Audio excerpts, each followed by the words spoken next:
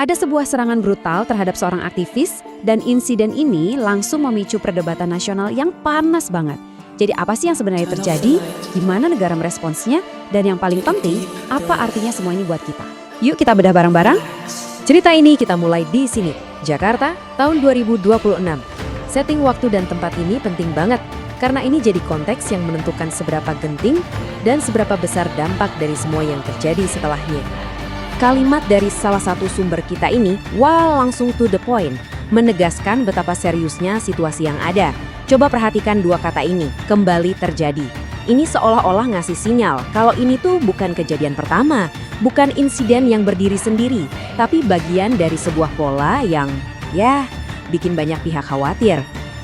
Oke, sekarang kita masuk ke inti peristiwanya. Siapa sih korbannya dan apa yang menimpa dia? Nah, ini dia fakta-fakta utamanya. Korbannya adalah Andre Yunus, seorang aktivis dari Kontras. Anda tahu kan, organisasi yang vokal banget soal isu-isu hak asasi manusia. Jenis serangannya pun brutal banget, penyiraman air keras. Akibatnya, luka serius. Tapi kasus ini nggak berhenti sebagai serangan oleh orang tak dikenal. Justru hasil penyelidikannya mengarah ke sebuah fakta yang jauh lebih mengejutkan. Dan ini yang bikin kasusnya jadi jauh lebih besar dan rumit. Bukan cuma satu, tapi empat.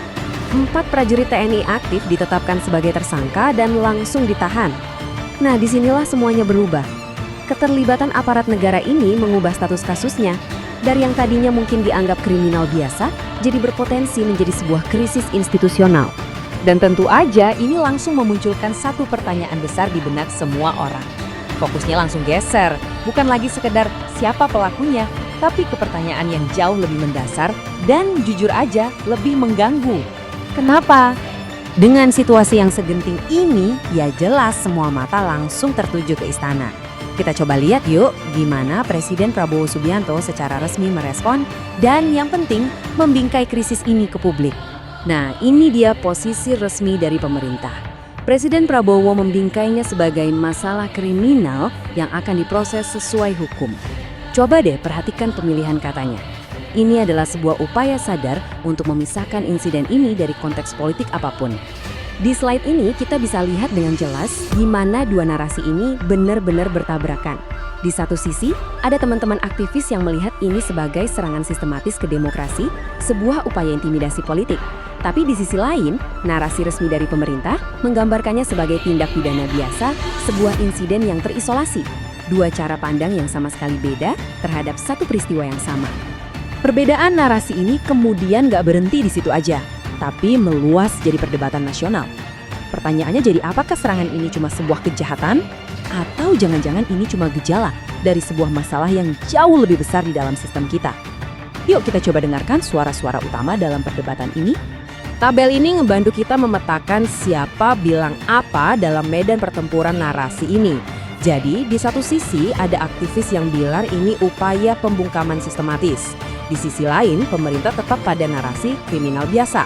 Nah, terus ada suara ketiga dari analis seperti Haris Azhar yang nunjuk ke akar masalah yang lebih dalam lagi, kegagalan reformasi di tubuh militer.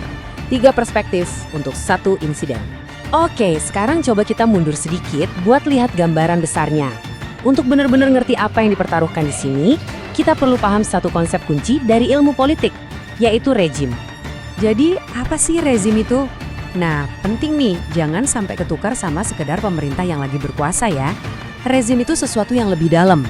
Ibaratnya, ini adalah aturan main sebuah negara, baik yang tertulis maupun tidak. Ini soal karakter fundamentalnya. Bagaimana negara menjalankan kekuasaan, dan terutama gimana ia memperlakukan warganya, khususnya mereka yang kritis. Nah, dengan pemahaman soal rezim tadi, kita sekarang bisa ngajuin pertanyaan-pertanyaan yang lebih tajam lagi soal kasus Andre Yunus ini. Gimana sih cara negara merespon kritik? Sejauh apa peran militer dalam urusan sipil? Pertanyaan-pertanyaan kayak gini ngebantu kita nentuin apakah insiden ini cuma kasus kriminal biasa atau jangan-jangan ini cerminan dari karakter rezim yang sedang berjalan. Dan ini semua pada akhirnya membawa kita ke satu pertanyaan pamungkas yang fundamental. Apa sih ujian sesungguhnya bagi sebuah demokrasi? Apakah hukum-hukum canggih yang tertulis di atas kertas? Atau cara negara memperlakukan para pengkritiknya yang paling vokal? Jawaban atas pertanyaan itu mungkin akan mendefinisikan karakter rezim itu sendiri. Sebuah pertanyaan untuk kita renungkan bersama.